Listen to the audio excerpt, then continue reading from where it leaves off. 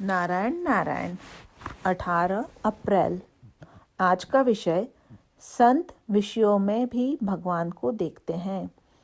हर आदमी भक्ति करता ही है, क्योंकि व्यापक दृष्टि से देखें तो भक्ति यानी रुचि, चाह। परमार्थ में भक्ति का अर्थ होता है परमात्मा के प्रति रुचि।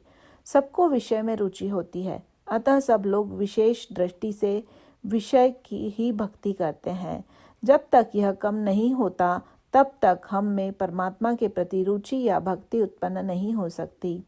विषय की रुचि देह बुद्धि के कारण देह बुद्धि बढ़ाने वाले और स्वार्थी होती है। इसीलिए भक्ति मार्ग का पहला साधन बदले की अपेक्षा न करते हुए निष्काम और निस्वार्थ भाव से परमात्मा का समर्पण करना, और अंतिम स्थिति है स्वयं को भूल जाना, देह बुद्धि गल जाना। देह रक्षा परमात्मा प्राप्ति के लिए करें। केवल विषय सेवन के लिए ही जीना हो तो उससे मर जाना क्या बुरा है।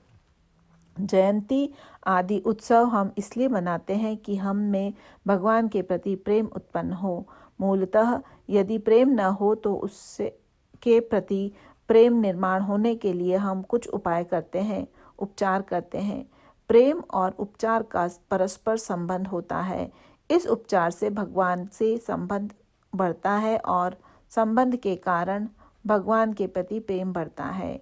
माँ और छोटे बच्चे को गहने आदि पहनाती है, उससे उस छोटे बच्चे को कोई सुख नहीं होता बल्कि थोड़ा दुख ही होता है, लेकिन उससे माँ को अच्छा लगता है, इसीलिए वह उसे गहने पहनाती है। वैसे ही भगवान को जो हम आभूषण आदि धारण कराते हैं वह अपने संतोष के लिए करते हैं। वस्तुतः भगवान को किसी बात की कमी है।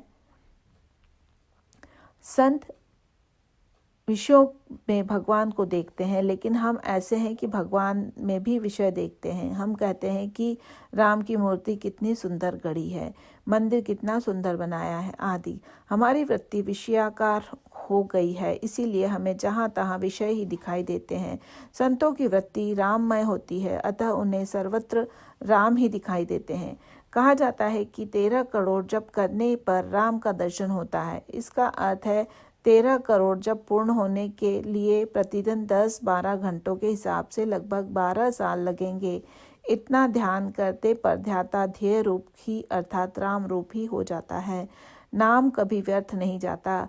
कभी कभी किसी को इतना जप करने पर दर्शन नहीं भी होता, तब समझना चाहिए कि उसका नाम स्मरण किसी अन्य बात के लिए खर्च हुआ है, फिर वह विषय प्राप्ति के लिए हुआ हो या उसके पूर्व पाप घटाने के लिए हुआ हो।